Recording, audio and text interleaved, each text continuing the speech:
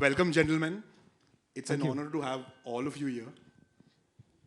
So, without wasting too much time, I'll start with uh, the first segment, which I am taking from the suffix of the topic, which is hunger still unsatisfied. So, I shall begin with you, Sagar, since QSR वाले हमेशा पहले रहते हैं. तो Sagar, uh, I mean, Wow Momo was at 350 stores. Now you cross 500 stores with Wow China and Wow Chicken. What keeps you going on? What keeps the hunger alive personally and professionally for you? Yeah, to be honest, people talk about market share. Our thesis is very different. We talk about share of the stomach, so owning share of the stomach. So for us, Wow is the brand. Wow Momo is the vertical, which has made us what we are. Wow China is the vertical. Wow Chicken is the vertical. So people make good food. We feel we make food good. You know. So for us, it's about backward integration. I think we understand food. We just want to work backwards and solve for making food fun. And I think that's what we've done. So we've believed in innovation. We feel that product is a very big part of building a brand. So product innovation has been our thesis core of building this brand and playing with momos, playing with chicken now, making chicken fun, unboring chicken. KFC is a role model brand, so for us it's a product war with them, not a price war. We are at price that par or maybe even higher. I think with us being young guys in the food space, it's our industry is about health, hygiene, happiness, right? And we stand for healthy, tasty, affordable food. So I think being the power of youth, we feel health becomes very important. So like we see when we launched Wow Chicken, it has no MSG, it has no chicken skin, and the leaders globally have not been able to do it. So I think it's a matter of pride that we pride in our team that we've built. You need to share well to make wealth. I think Binod and me started this with one part-time chef 13 years back, and today by God's grace we have a team of 4,500 people. So by God's grace, I think when you wake up every morning, that gives you a very different kick. And yeah, I think it's about growing. The thesis has been if Domino's, KFC can come from abroad to India, why can't we build a homegrown brand that can go global someday? So local going vocal and going global. That's the hunger. Outstanding. So, Arjun, coming to you, you sold Dr. Vaidya's at a very young age of 31. I mean, you've achieved so much. 29, huh? Don't say 31. I'm not 31 yet. 29, damn. Don't listen to this part. ये काट देना. मुझे अभी embarrassing feel हो रहा है. You've achieved so much at such a young age. Now, I mean, इसके बाद क्या? Like, how do you keep this hunger alive to, build your next thing? I mean, you're already doing so much. You're with Whirly Invest. You've invested in so many startups. You're mentoring them. How do you keep this hunger alive? Look, I think just resonating with what Sagar said, right, before going into what I do now, I think why did I even do what I did with the Ayurveda business, right? So my last name means Ayurvedic doctor. I grew up with 150 years of Ayurveda legacy in my family. My grandfather, great-grandfather, and generations before, all Ayurvedic doctors. But I personally grew up with juvenile bronchitis, right? I grew up with asthma. When I was 5 years old, like most kids, I went to Hindu Gymkhana to play cricket. And by 7, my grandfather moved me off the cricket field because there's too much dust on the cricket field. For all of you who know me, I'm a huge cricket fan. Sachin's jersey is at the back of my phone right now. And so actually, 14 years of Ayurvedic treatment later, Ayurveda allowed me to play cricket again, right? And I became the captain of my school cricket team.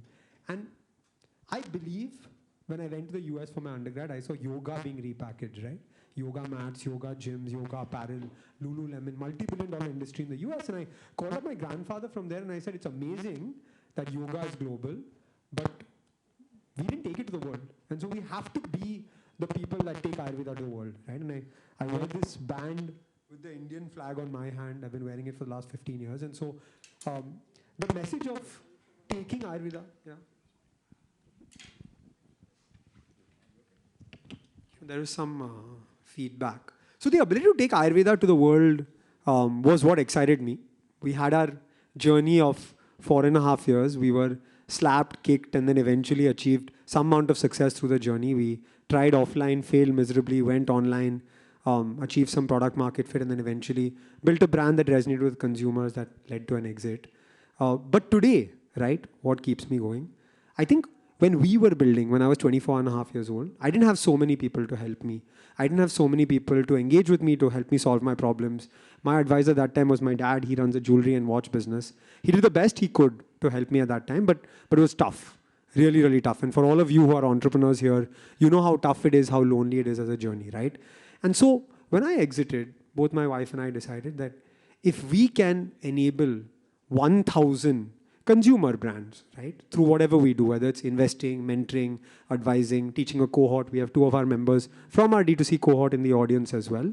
That's what our job is as exited founders, right? And then I remember, like last night at dinner, I heard a pitch of a 22-year-old founder, which blew my mind. It was not a business that I necessarily could invest in, but just seeing the clarity of thought and the sort of amazing vision that this founder had, what keeps me going today is that all of the founders that I meet are so much better than I was 4.5 years ago. If I can get to speak to 6, 8 companies a day, I think I have the best job in the world, right? To be a part of this amazing ecosystem and enable it in some way. Outstanding, man. So, Chef, coming to you. So, I think in a journey from cook to chef, I think you achieved like the top position. You're second to none. You are like one of the best culinary minds India has. But whenever I meet you, and I meet you pretty often, and I know that you want to learn something new. You keep asking me, you know, market में क्या चल रहा है, wow momo क्या कर रहा है, Dr. Vaidya क्या कर रहा है, कुछ startup क्या कर रहा है. आप हमेशा पता करने की कोशिश करते हो. What keeps you going, personally and professionally? How do you keep that hunger alive? Actually, as a chef, it's pretty simple, you know. जहाँ पे खाने की खुशबू है, वहाँ मैं हूँ. तो मेरा फंडा बड़ा क्लियर है कि खाने की नई खुशबू कहाँ से आ रही है, और वो नई खुशबू की तलाश में मैं घूमते रहता हूँ हिंदुस्तान में. और मेरा मकसद हमेशा ज़िंदगी में यही रहा कि ये जो वर्ड देसी है, जिसको हम ढूंढते हैं, तराशते हैं, कि इसको कैसे ग्लोबल लेके जाया जाए. मतलब बड़ी कमाल की चीज़ है. मतलब पढ़ते हम हिंदुस्तान में इंग्लिश मीडियम में, जैसे ही हम बड़े होते हैं तो जैसे टेलीविज़न शुरू किया तो वहाँ हिंदी की भाषा जो है वो एकदम इम्पॉर्टेंट हो गई है कि लोगों को अगर समझना है, सीखना है, उनके घर तक जाना है, तो आपको ये हिंदी आनी चाहिए. तो इसलिए कोशिश यही रहती है कि यू नो कैसे उस घर तक मेरा मकसद जो है, मैं बताता हूँ कि उस घर तक, उस आखिरी घर तक मैं कैसे पहुँचूँ जिसके घर में चूल्हा हो. और मेरा ये मकसद है मेरे जीवन का, और ये मेरे जीवित रहने में मुझे करना है, और उसके 100 साल बाद तक उस घर में मुझे रहना है. तो ये मेरा मकसद है और ये मेरी कोशिश है, मेरा प्रयास है. इसमें एक ही चीज़ की इम्पोर्टेंस मैं ढूंढता हूँ कि मैं जो भी काम करूँ उसमें सच्चाई कितनी है, और वो सच्चाई के साथ मैं आगे बढ़ते रहता हूँ. So that's what keeps me kicking, learning, innovating, reaching out to people, reaching out to the last person with whom I can cook food in the furthest corner of my country, not the world. I'm not interested in the world. I'm interested in my country. Superb. ये मुझे थोड़ी सी नाइंसाफ़ी लगती है sir. तो हम हमारे NRI लोग जो हम बाहर बैठे हैं सर आप हिंदुस्तानी तो हो ही हो ना सर. नहीं तो हाँ, पर हम बाहर हैं तो हमको क्यों छोड़ देते हो आप, ऐसा क्यों कर रहे हो? सर दाल रोटी आपके घर में भी बनती है सर. सर इसके लिए आपको अभी नमक शमक जिंगल सिखा दिया है. अब आप सिंगापुर में लेगेसी ले जाइए. So Jayesh bhai, coming to you, I mean I think you are an inspiration to all of us sitting here. You know what you've achieved, we can only dream of, you know, probably achieving someday. I mean, you know, in whatever you've written and whatever you keep speaking about, there's already that content that I see in your, you know, your lingo. So what keeps you going personally and professionally? I mean, where do you get that hunger? I mean, I know your hunger is more for social enterprises or for social things. What keeps that hunger going on for you? First of all, thank you so much for inviting me today. I really feel privileged. I think first of all, I should tell you that my life, my professional life, my career has been essentially being a catalyst. So I've been a catalyst. So I moved from IBM Houston to Singapore to start India as a country for IBM. So there was no IBM in India. And we were the mercenary group, and we came to Singapore. From Singapore, we started IBM offshore operations. And then IBM finally decided to move physically to Bangalore, and that was headcount 0. Now IBM's largest headcount in the world is in India. So very fortunate that I was part of that catalytic team. And then subsequently, I also got an opportunity to participate as a co-founder of Sony Entertainment Television. Again, happenstance, it's just one of those things happened. I became a forced entrepreneur, and there was a couple of my friends who were thinking of doing a television channel.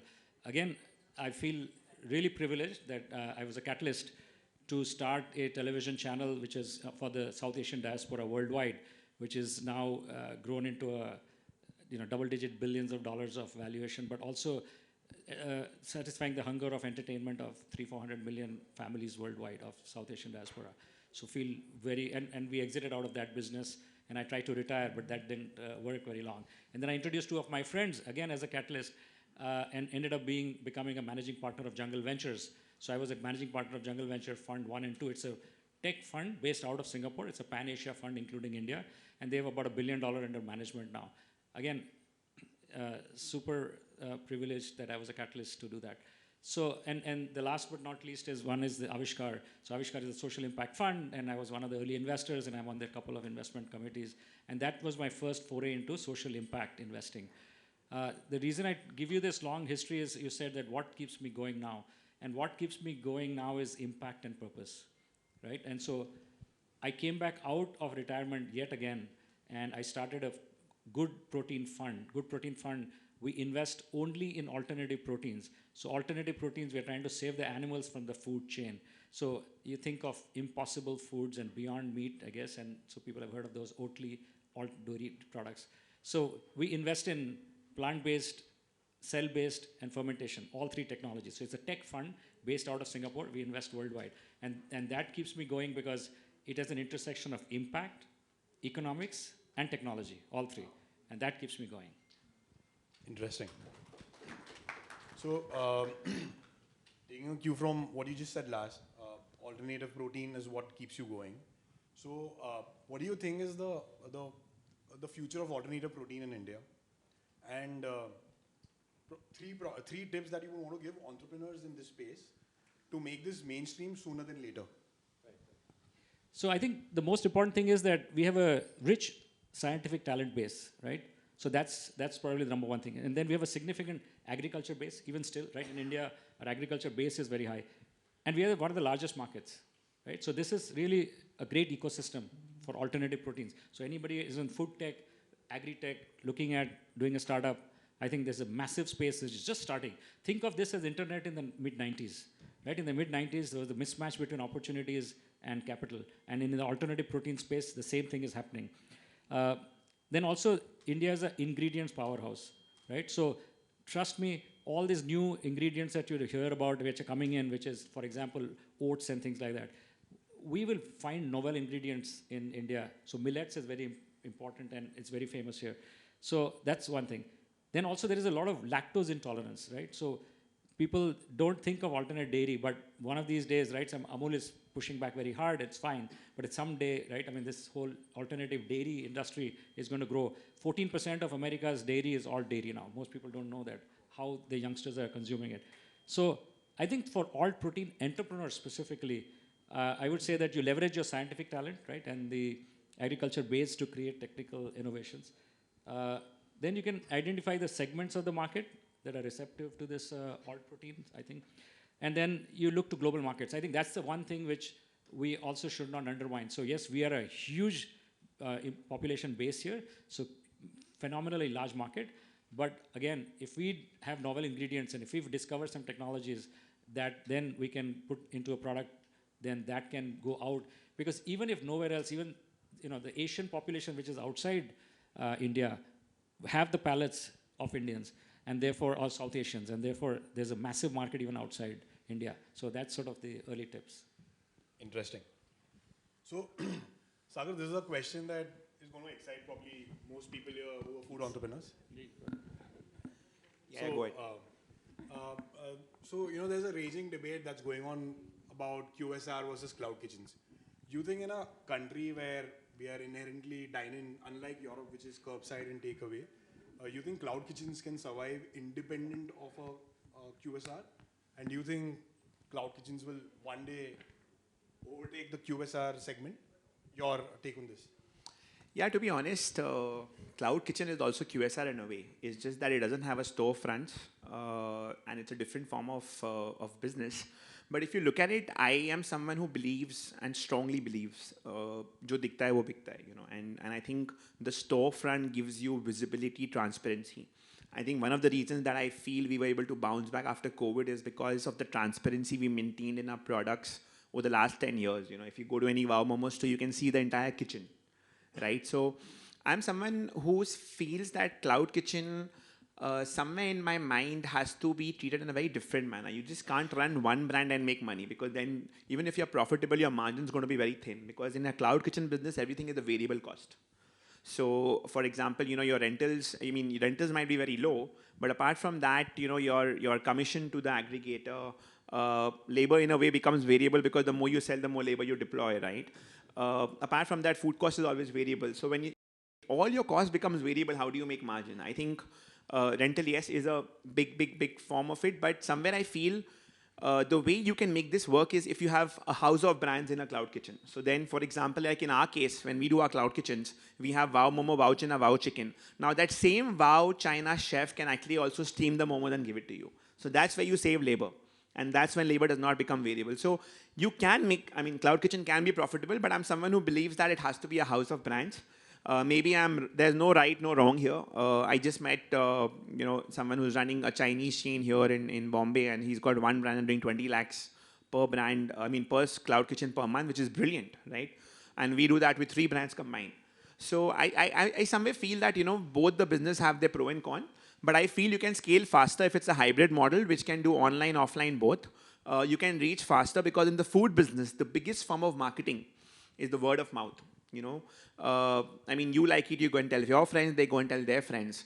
So making more and more people eat your product is very important. In the cloud kitchen business, I feel you end up spending a lot on marketing also, because you have no storefront. So you end up spending a lot on marketing, on making people know what you are, how you are, discounting, deals, value for money. So I think like today, if I have to launch a new product, you know, my staff at the store can just tell the consumer that, you know, hi sir, hi ma'am, we've launched a new chili momo, please try it, because that customer already has that trust factor in a steam momo. So that upselling factor, that experience also is quite handy in a physical store. But we operate both, right? You know, I mean, 95% of our stores are physical with delivery, and then we also have a few cloud kitchens. I think out of the 491 stores that we operate, we only have 15 cloud kitchens. So that's like not even not even like, what should I say, 0.2% or whatever it is. But I mean 2% or whatever it is. But yeah, I mean, that is how I look at it. But I personally believe that, you know, you are trendsetters as entrepreneurs. Do what you feel you can achieve, because when the day I began Wow Momo, you know, my dad's friends, relatives all said, यार तेरा बेटा इतना पढ़ाई करके मोमो बेचेगा. So हमारे देश में अगर एक चाय वाला प्रधानमंत्री बन सकता है, तो एक मोमो वाला क्या बन सकता है, वो तो फ्यूचर ही बताएगा. But believe in what you feel. If you feel you can crack your model, go out there and do it. I think there's no right, no wrong, but be practical. Don't be too attached or emotional to your idea. Idea is not important. Ideation is. I mean, by ideation, I mean execution. So there's no right or wrong here. It's too early to judge. I think only time will say, but I don't think it's cloud kitchen versus QSR. I think both are different business models. Both have their pros and cons, and both can go a long way. Maybe why not do both and hybrid it? Keep it separate. Up to you. You know how to run your business, and no one can teach you better. Trial error is the best method I've learned. Sagar, quick question. When you do this and don't do a cloud kitchen and you do it, how do you manage 491 stores with the same consistency and same quality? So I think QSR or cloud kitchen, if you want to scale, it has to be about assembling. You can't manufacture in every location. So if you see globally, and I would say cloud kitchen is a part of QSR, because there also you need to make food fast. And in today's day and age, with 10-minute delivery, my dad, who would never use the phone, today he says, "Arey dekho, Blinkit aa gaya 7 minute mein, 8 minute mein." It's become like a game, right? So somewhere I feel that, you know, it's about assembling. Whether you do cloud or you do QSR, you can't produce the food everywhere. You have to have your SOPs set. It has to be fresh, but, you know, you just need to assemble. It has to be idiot proof, and technology plays a very big role. I mean, today my friend Ishwar, who runs Mukunda Foods, you know, he's made a walkie machine that can make Chinese without a chef. So I think technology goes a very long way. I think people talk about online sales as food tech. I look at it very differently. I think online sales is e-commerce. I think food tech is the way we did, for momos from 2 days to a year in FMCG. Without any preservative. We're now talking about a momo vending machine. I think that would be food tech. And that's how you have to look at the business. Times are changing very fast. You need to reinvent. You need to be agile. That's Absolutely. important. From your last sentence, I think एक मोमो वाले ने कोलकाता को तो global map पे ले आया है. But taking cue from Sagar, so Sagar just spoke about Blinkit. So Arjun, my next question to you is, in the space that you come from, पहले खाली किराने वाले होते थे वो Satish store types. Then came modern retail. Then came e-commerce, and now there's Q-commerce. So who according to you, is going to grab maximum mind space and the biggest trolley space in the next 5 years? Look, I think if you talk to me last year was the year of D2C, right? Anything that was being sold D2C, and everybody wanted to move D2C, right? But I personally believe that as consumers, as we evolve, and I saw my dad's journey through the pandemic as well, right? And my mom's journey through the pandemic. So my parents had never placed an order online in their lives, even though they were parents of an e-commerce entrepreneur. And they started purchasing online. My dad's now placed 50 orders on Amazon. He purchases D2C. He calls up brands and says, I'm in Bombay, you're in Bombay. How has it taken 3 days for the product to come, right? And then I think the pandemic allowed a lot of consumers who had never ever shopped online to come and experience this thing called e-commerce. When the pandemic was on, online was sort of the only way you could purchase, and so we got unfair returns, right? But as things have opened up, the reality is that people ask me, so where is it going to go in this omni-channel debate? Everyone's talking about omni, should you be offline, online, should you be hybrid? Look, we were 1 rupee in sales online pre-pandemic. We went to 10 rupees in sales during the pandemic. Where we settle, whether it's 3, 5, and 7, we don't know, right? But the reality is that customers will go back offline and consume offline. My belief actually is that when you have both channels available, online and offline, you will shop through both channels and you will buy things in different places for different occasions, right? And now if we talk about food specifically and food brands in the FMCG in the D2C space, I think there was one challenge that happened with e-commerce and D2C, right? And that was that the average order value for food products was not as high as health and wellness or personal care or home or sports. And so eventually with the logistics cost, it started becoming unviable for food brands to completely go D2C. And so while everything moved D2C and offline was closed, it was not so easy for food brands through the pandemic to scale, the typical FMCG brands, right? And so I think when you talk about 5-minute delivery, 10-minute delivery, 15-minute delivery, 20 minutes, whatever you talk about, right? And Sagar saying it's a game, and I enjoy playing this game actually, and seeing how fast it comes, Instamart versus Zepto. I don't know how those business models will evolve, right? And what will happen with those business models. What's very clear is that with these business models, it's become much, much easier for FMCG and D2C brands who want to engage online with positive unit economics, right? Because you can actually sell one packet of chips. You can actually sell one drink. And a customer may not want a pack of 8 or a pack of 16, but if your product is indeed at 40 rupees, you can't sell a 40 rupee product from a Bombay warehouse to Bangalore and charge 80 rupees in logistics for that, right? So I think my takeaway is you have so many channels now. You have Kirana, you have modern retail, you have out and out D2C through your own website and marketplace, and then you have quick commerce. So as customers, have as much fun as you can. And as brands, shop where the customer wants to buy you, right? Because once you run your brand, you will see sell-through across these channels. And that data will tell you where your customer wants to consume your product. So I actually believe that wherever your product sells is where you need to go as a brand. And for us, online worked, and so we stuck there. But I've seen brands do exceptionally well just through modern retail, just through Kirana, and some excel through quick commerce. I'll just add something here. He mentioned omni-channel. But to sum it up, it's no more omni-channel, it's multi-channel. That's what it's come to. So, when we launched our FMCG momos, we had this confusion in our mind that will it cannibalize? Because I think Prasuma got inspired by us and we got inspired by them. It's both ways, right?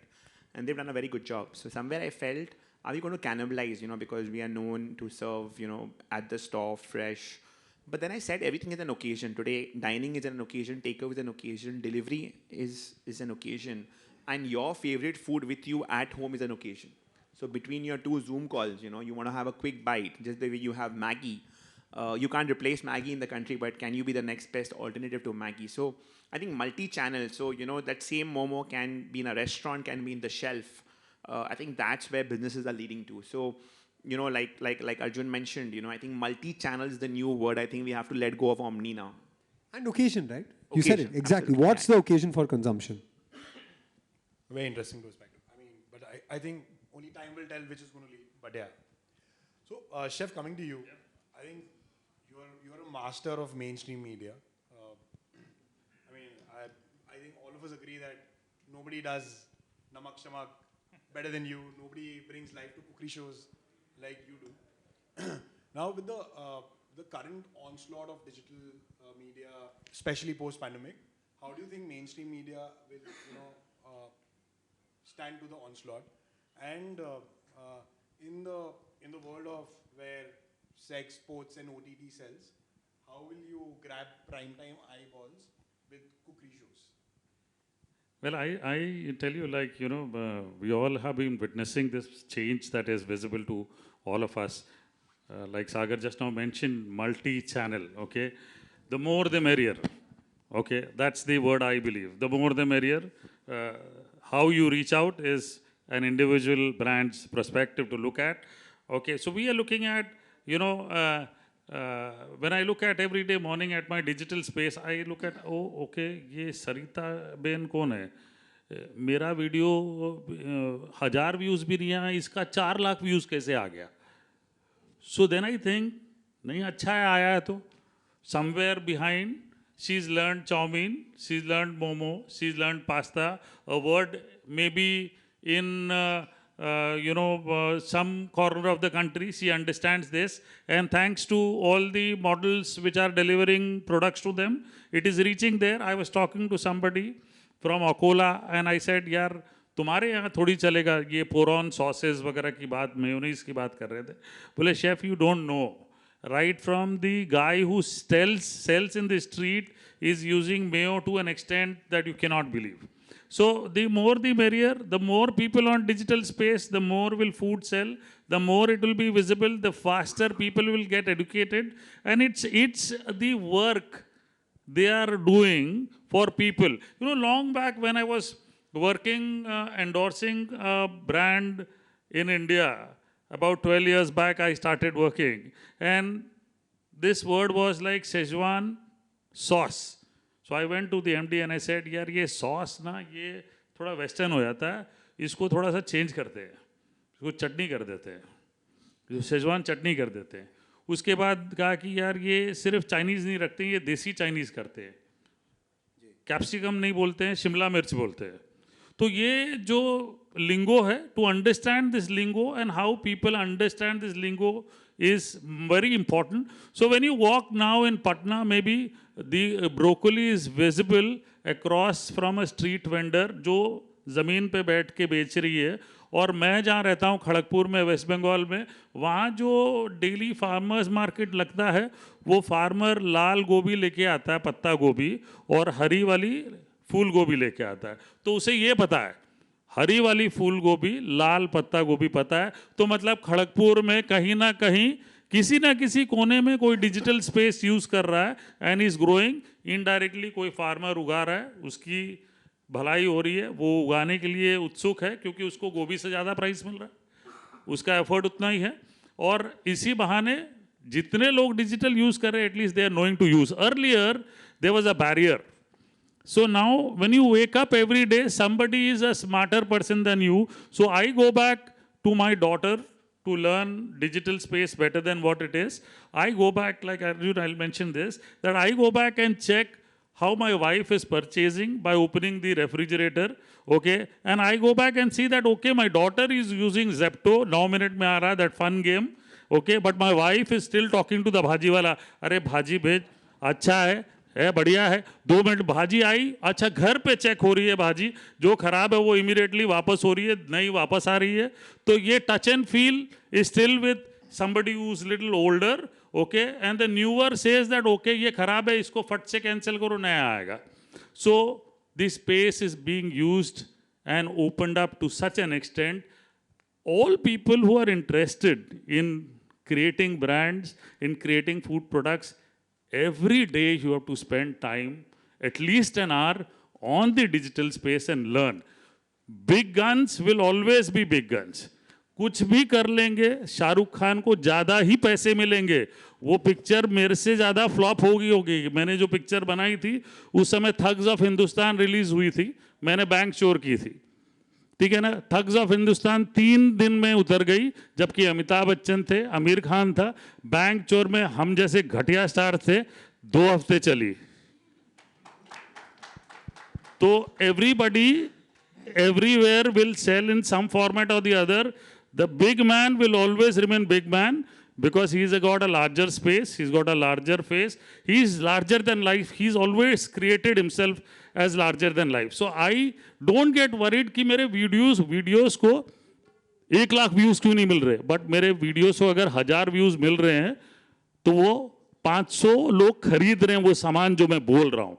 किसी को अगर 5 lakh views मिले हैं तो वो 5 लोग भी नहीं वो प्रोडक्ट खरीद रहे हैं.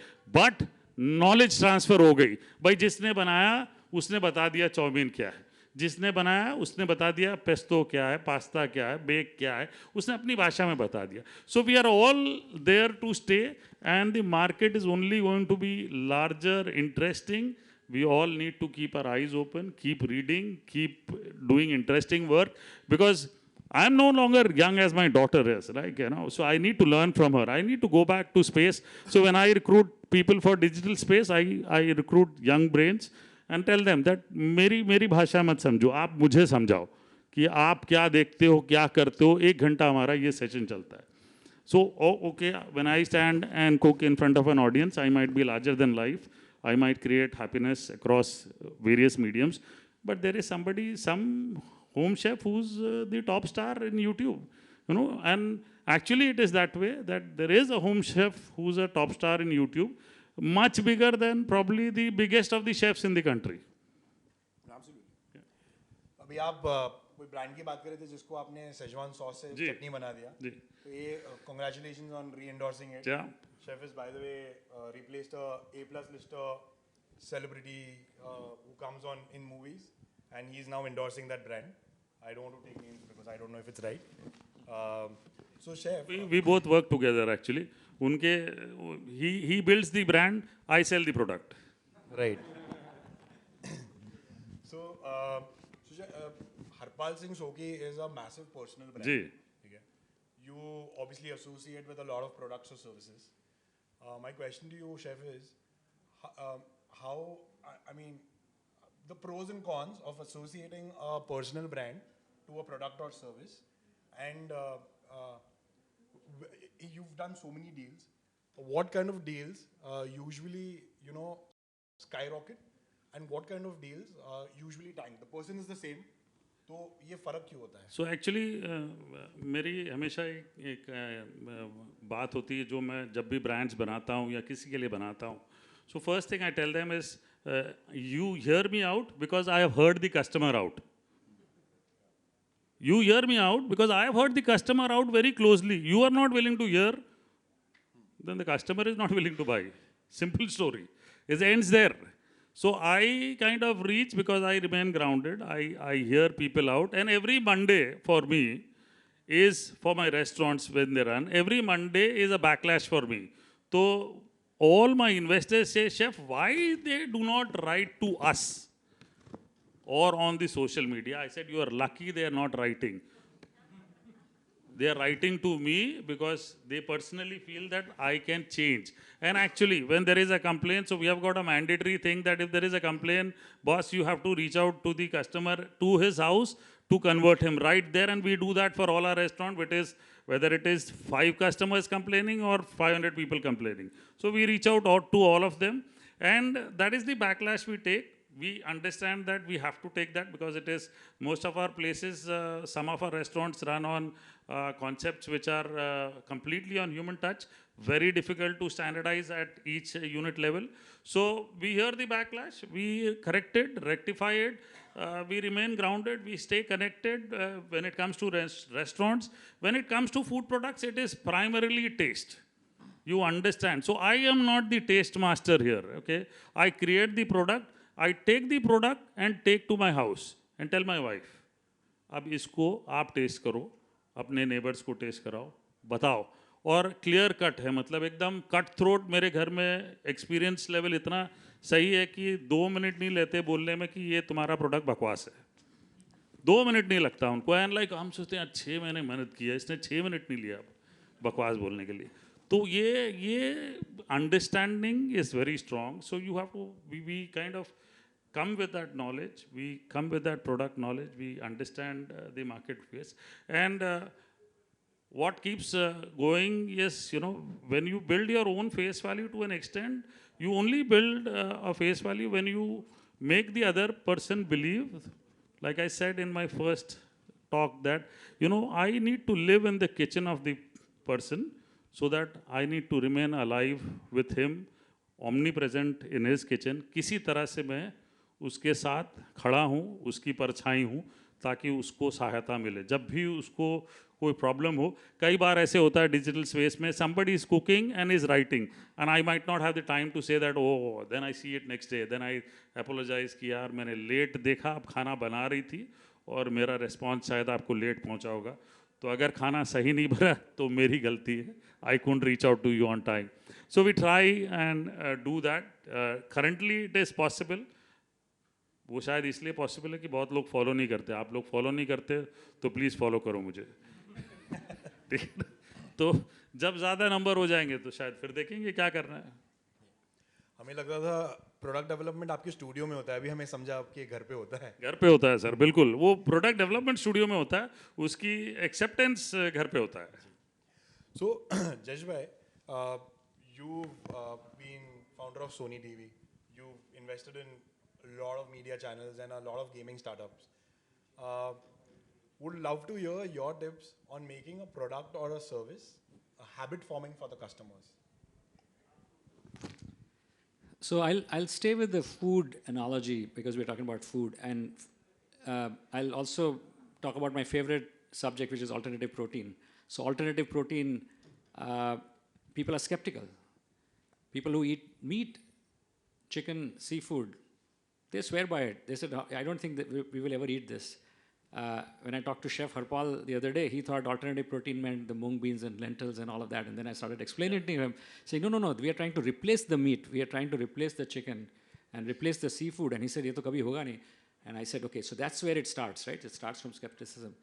So in that particular food chain, there isn't enough protein to feed humans in 2050. The amount of arable land and water required and all the things that happen to the climate, the existing population, when it goes to $10 billion, we just don't have enough protein. We don't have enough meat, chicken, seafood. So that's one thing. There's no alternative. Second is that the middle class aspirational people, they will start consuming more meat. So that's the other issue. So alternative protein really is here to stay. The question is, how do you make a product like alternative protein something that becomes more acceptable? 4% of the world's population is vegetarian. 96% is non-vegetarian. So it's the non-vegetarian, 96%, that's our audience, not the 4%. In India, of course, it's 30% vegetarians, 70% non-vegetarian. But it's 70% of 1.3 billion. So it's a massive marketplace. There is nothing else. Chef Harpal alluded to the first important thing. How will that product get accepted in the next 3, 5, 10 years? It has to be taste, number one. Taste is king. Absolutely, sir. Price is queen. Yeah. Now, taste, if you can't make that happen, then nothing will happen. But today there is a price problem. There's a parity of price hasn't happened. So in the cultivated meat space, lab-grown meat, right? That in the next 3 to 5 years, when there is a price parity, and if the taste is the same, molecularly it's exactly the same thing. The meat that is from the animal and meat that is grown in the lab is exactly identical and tastes the same. Price is the same. One has contaminants and antibiotics, and the other doesn't. And you don't kill animals, right? So if in a blind test, you can't tell the difference between the two, so that's one issue. So taste, price, and the most important third thing is health. Your doctor is going to tell you that, hey, instead of consuming chicken and meat and seafood 5 days a week or 4 days a week, can you on one day eat the alt protein meat? And we start doing that, and maybe you like it, and then you start consuming more. And that's really the wave that we are looking at. Last point is the next generation. Next gen has made the American dairy industry it's all shaken up. 14% of dairy is all dairy, Oatleys and things like that, Remilk. And why is that? Is because the young generation is health conscious, and they read the labels. They want to see clean labels, right? And they want to see alternative meats, alternative chickens, and all that. They want to taste it, they want to try it, they want to consume it. And 37% of those next gen people are consuming it again and again. So that's the taste forming part of it. So yes, so ultimately it's taste, price, and health. Those are the three factors. Awesome. So, Arjun, coming to you, since we're speaking about marketing as a department, you made an Ayurvedic brand sexy for Gen Z. Okay. Today, I mean, I think all of us will agree that you've become a big personal brand in yourself. I mean, I think everybody in the D2C space follows you as an influencer. Would you share some secrets of creating a personal brand? And I can't do that in front of Chef Harpal. Not relevant to my insights at this point. Look, I'll talk to you about products, right? Because I think that had sort of that changed the game with Ayurveda to some extent. How did we actually think of making Ayurveda sexy? Like when we went out at age 24, 25 to make Ayurveda sexy, we didn't really have many believers. So we went and spoke to other people in Ayurveda, and they said, look, this is not possible. No one's ever done this before. Just doesn't make sense, right? And then I said, as a customer, like, why would I not put Chyawanprash in a toffee, or why would I not enjoy having an Ayurvedic hangover product? And so we went ahead and we solved that problem, right? And we did that halwa also. We did that. Chyawanprash halwa. We did the Chyawanprash laddus. With ragi and laddus, yes.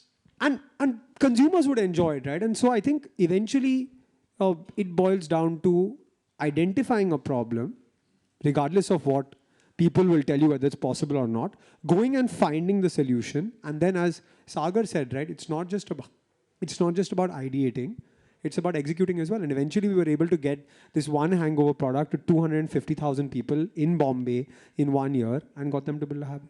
So I think as long as you can understand the need, imagine the possibility, and then make it happen, that's the way to do it. Thank you. So Sagar, I think with Wow Momo as a brand, you guys have killed it with marketing. I mean, look at you today, you're in black, you always have that badge on you. I mean, whenever I've met you, you have that yellow badge which stands out. Wear it with pride. Absolute. So, be it your logo, be it your color combinations. I mean, look at it.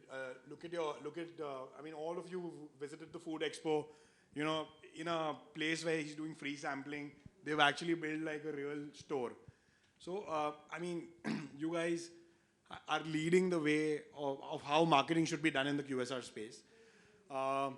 Would you care to throw some light on LTV versus CAC, which is customer acquisition cost versus lifetime value of a customer, especially now in the age of discounting because of the, whatever aggregators have got us to? Yeah, I'll tell you one thing. But when you talk about brands are built in the minds of people, in the mind spaces. Today, whatever we do, I mean, from the way my store looks, from the t-shirt my staff wears to my packaging, everything creates an impression in the mind of the consumer. And I was always a marketing and a brand guy, and I was never an operations guy, but my operations had to be wow for my brand to be wow. So if you really want to build a brand, you will ensure that every box is ticked, right? So I think brands are built in mind spaces of people. You need to create that impression in the mind of the consumer. Today, I was not a store or a brand from US that comes and opens on day one and there's a 1 kilometer queue. I had to get eyeballs rolling. I had to get people into my store. And you know, I was confident about one thing. If someone has my product forever, ek baar wo hamara momo khayega, he'll become ours forever. So I think making food fun, playing with the product, creating that image went a long way. Now, when you talk about CAC, right, consumer acquisition cost, in the online space, obviously, you know, you do have a marketing budget. You do create value for meals. I mean, VFM, which is value meals. You do have discounting. Again, I'm someone who's not for deep discounting. I think what really matters is discounts go a long way when it comes to making the consumer try something new or you know, get him to convert to your brand or to your product. But somewhere I feel that, you know, you need to treat them as different tiers. So in our company, what we do is that, you know, we divide our consumers as loyal, lapsed, and lost. And that's how we go about our CAC. So someone who's loyal to us is someone who comes to us on a weekly, monthly, twice monthly. In 60 days, they've come to us repeatedly. Someone who's lapsed maybe comes to us once in 3 months, and someone who's lost has not come to us beyond 3 months. And I think that's how you plan your marketing, or you direct your offers, your deals, your discounts, in targeting them as to how you can go about it. With regards to personalization, you know, I think we started it in a very early start of our journey, where, you know, even if a cashier would get a credit card, you know, he would give back the card to the customers. Thank you, Mr. Sanket, for the order, because, you know, you just make it personalized, and I think that really matters a lot.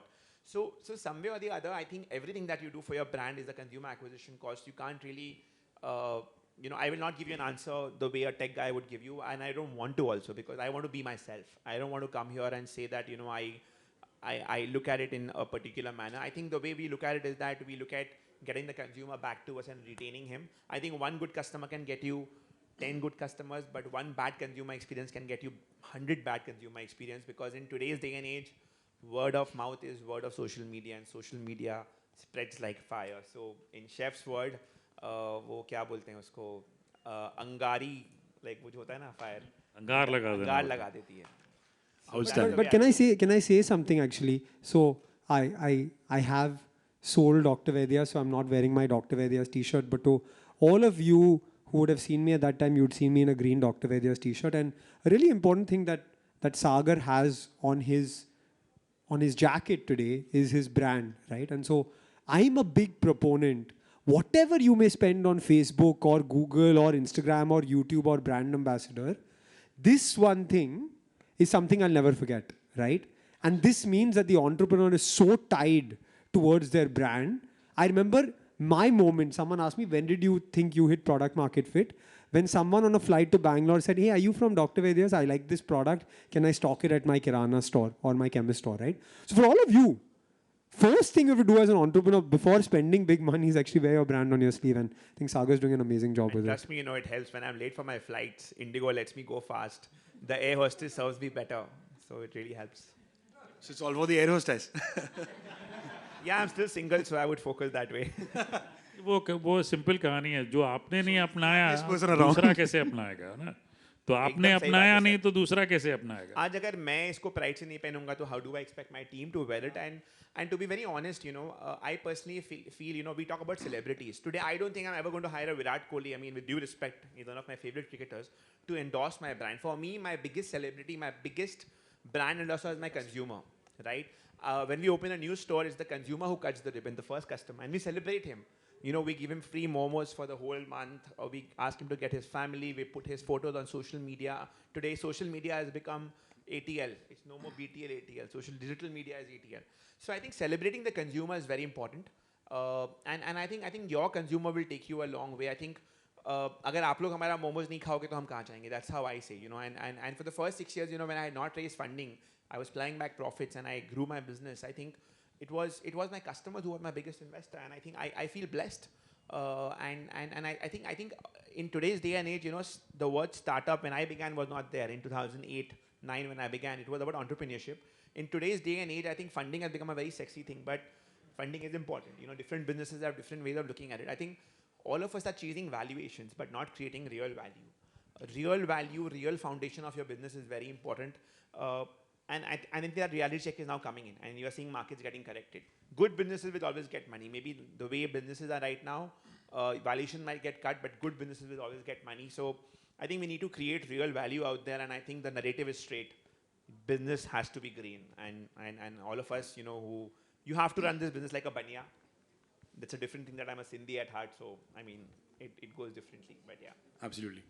So from your phrase, loyal, lapsed and lost, I think Thai team has taken a cue before I could take a cue.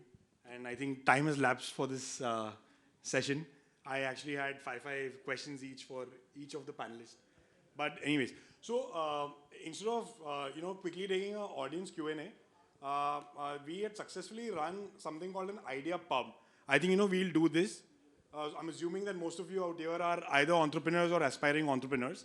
So we will give one of you a chance to ask a question, like a trouble that a problem that's going on in your business, or an idea that you want to get validated. These gentlemen here will either try to solve your idea, your trouble, or they will validate your idea. So any one person who wants to ask a question. I didn't want to say that. उसके लिए तो मैं भी वहाँ पे चले जाता हूँ. Who? The blue? Yeah. Okay. Go ahead. I am associated with a startup. My name is Himanshu, and it's a startup on weight loss. So if you see, weight loss is now. वो तो मेरा trouble है. Sorry, what weight loss? वो तो मेरा भी trouble All है. of us, most of us, right? So weight management is an issue. The challenge here is that everybody is getting into weight loss. So you have the gym instructor who is not qualified, will give you a nutrition plan. A dietitian does give you a nutrition plan, but will also tell you what exercises to do. A doctor gives you both. So I'm saying that's the challenge. We have an IP-driven product. Yet the challenge is to drive, for us, trade is doctors and nutritionists recommending us and consumers buying us. So our challenge is multifold. So if all of you... What's your name? My name is Himanshu. Himanshu, I sold some products, right, in the weight loss spectrum, although it wasn't a large part of my sale, right? If you are to talk to people who are going through this problem, what's the first place they would go to ask for a solution, right? It's friends and family. First family, then friends. Sagar talked about customer being the brand ambassador. In this space, right, and we've done it very well at Dr. Vaidya's in our time as well, testimonial is your best way of selling. So if you are indeed so confident in your product, like I was with Live It Up, I said, hey, I'm not going to do any marketing. I'll just give it to 250,000 people. They'll wake up without a hangover and then they'll come back and buy the product. So specifically in your space, where the results are so visible, maybe over a period of time, I would say your customers and their success stories will determine the future of your brand. So there's no quick fix or a fast. But that's fine, right? It'll take 3 to 6 months, 1 year for the customer to get the story, document that story. No, but we will not allow that as chefs, or neither will Sagar allow. We will keep feeding you, boss. Sorry, I will keep feeding you. Where is the health part in the food industry? So you wake up every day in the morning at 5:30. That's the health part. There's no other health part, boss. Very, very well answered by Chef Harpal. हमारे industry में ना बोलते हैं कि छुट्टियां में हमको काम करना अच्छा लगता है. We work more on Saturdays and Sundays. But yeah, talking about health, I'll tell you what, and I'll be very candid here. In India till now, health does not sell. Perception of health sells. Okay? And I'm being brutally honest here. And you have to get that perception of health promoted now for health to sell in future. So we are actually investing in health to sell for future. So today I'll tell you what health for me would be. When we launched Wow Chicken, we did not do MSG. A mom feeding his kid or her kid with chicken popcorn without MSG was healthy for us, right? Fried chicken might not be perceived as healthy, but how you're giving the perception of it being a better alternative is what is selling in India. Similarly, no MSG. And there's no proof that MSG is bad. No, yeah, exactly. I was just about to tell you that. I mean, when I used to, consult Singapore Airlines, so the oldest lady working in the cafeteria was about 89 years old, okay, doing dishwashing, collecting everything. In the morning when I would go at 8 o'clock, she would be eating a bowl of noodles and chicken and everything. And then again in the evening when I would go out, she would still be eating that because that would be, morning would be the breakfast, evening would be the dinner time. And then I asked the Chinese chef, I said, how come she eats so much at 89? हमारे यहाँ हिंदुस्तान में तो बच्चे ही बोलते आधी रोटी करो माँ बाप की, ठीक है ना? तो बोले सर इसमें अजीनोमोटो डला है, टेस्ट फैक्टर, वो इसलिए खाती है, उसका खाना ज़रूरी है, नहीं तो वो इतना काम नहीं कर पाएगी. So I am totally not saying that Ajinomoto in the real format is not bad, boss. It has been there in for ages. It is there in all natural ingredients also. So it is there. I mean, so वो 5:30 बजे का formula एकदम fit है. अगर नहीं भागोगे तो भाई साहब 4 कंधे लगेंगे फिर.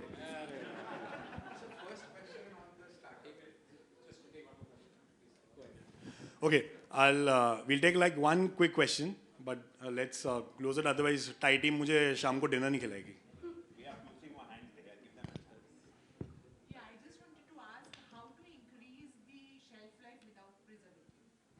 A lot of things are there. There's temperature control, there's vacuum packing. Just make sure that temperature is maintained. I mean, when you do frozen, it's temperature controlled. So it's like blast frozen and then, or IQF, and then you just maintain that temperature, not to let the bacteria come in. And vacuum packing again for different products, not to let the vacuum. There's retort also. Talk to a food technology, they'll help you. Very easy. उसके लिए there's Pravesh standing right there, he'll help you. You can speak to him offline. I think someone there was waiting. Yeah, go ahead.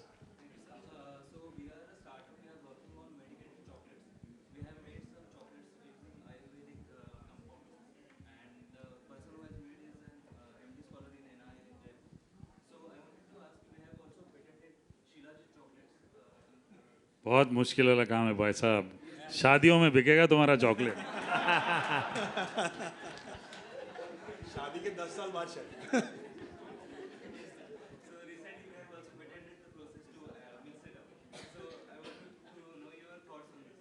Sir मैं तो excited हो गया हूँ because सब 50 के ऊपर वाले सब एक्साइटेड है. तुम्हें साइड में लेके जाके पूछेंगे भाई साहब मिलता कहाँ है ये बताओ, ठीक है ना? So any idea is a good idea, I tell you. I mean, the success story again depends. If it's a new idea, new to the consumer, you will probably do like how Arjun said, reach out to 200 people, sampling karao, tasting karao. So when we launched frozen line products in Australia, every Saturday, Sunday, my brand owner would go and do sampling of products, everything across in Australia. Like Arjun did, you'll also have to do कुछ success. तुम सब population बढ़ा दोगे, मेरे को ये डर है बस तुम्हारे चक्कर में. पॉपुलेशन बढ़ेगा तुम्हारे लिए अच्छा, और लोग मोमो खाएंगे. हाँ, our industry, हमारे देश में पहले बोलते थे population is the biggest weakness. When I was a kid and growing up, they used to say population is the biggest disadvantage. Today is the biggest advantage. It's a consumer market. बेचो बेचो बेचो. D2C. I'm so excited about a product, man. I seriously.